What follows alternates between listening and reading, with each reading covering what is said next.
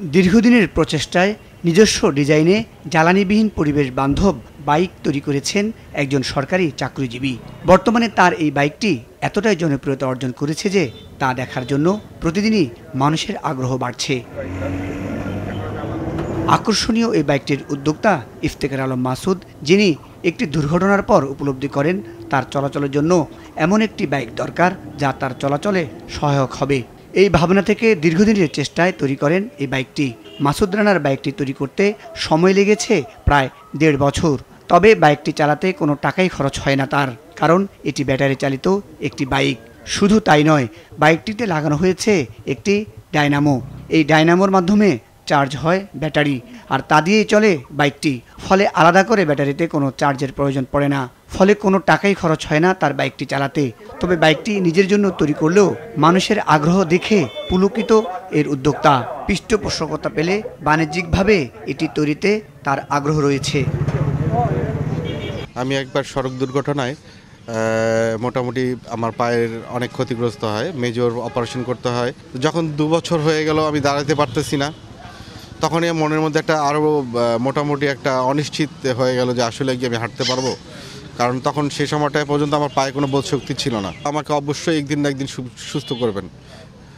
তো আমি সেই আশায় ছিলাম, আর মনে মনে চিন্তা করতাম যে আসলে নিজের সচ্ছলতার জন্য একটা গাড়ি বা একটা রিক্সা বা অটো দরকার। তখন অনেক কিছু চিন্তা করার পরে চিন্তা করলাম যে 3 চাকা বা 2 চাকা এগুলো যান আমার জন্য আর চলবে না। তখনই সিদ্ধান্ত নিই যে আমি একটা গাড়ি তৈরি করি যেটা 4 চাকার হবে। ওয়ালটন এসিতে ইনস্টলেশন একদম ফ্রি। বাইকটিকে আরও আকর্ষণীয়, এর আরও উন্নয়নে কাজ করছেন মাসুদ। এতে আরও শক্তিশালী ডায়নামোর ব্যবহার সহ এর শক্তি বাড়াতে গবেষণা চালাচ্ছেন তিনি।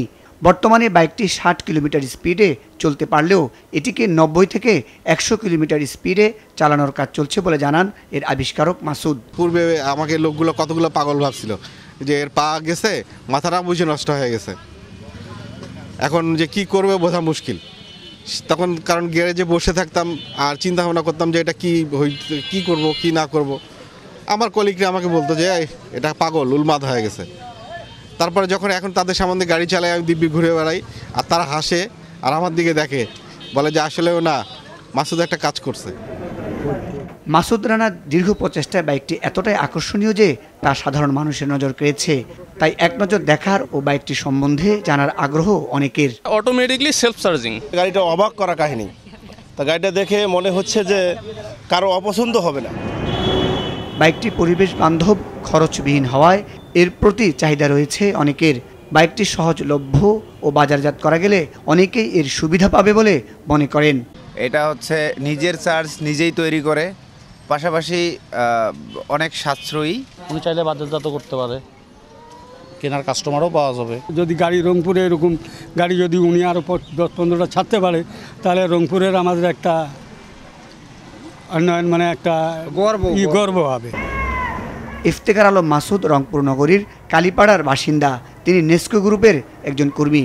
তার এই উদ্বোধনে অবাক তার সহকর্মী ও পরিচিত জনেরা। দিনে দিনে বাইকটি মানুষের মধ্যে ব্যাপক আগ্রহ সৃষ্টি করেছে। তাই অনেকের মতে এটি বাণিজ্যিকভাবে ব্যাপক সাড়া ফেলবে। মুজাহিদ সাকিব, মাছরাঙ্গা নিউজ ডেস্ক।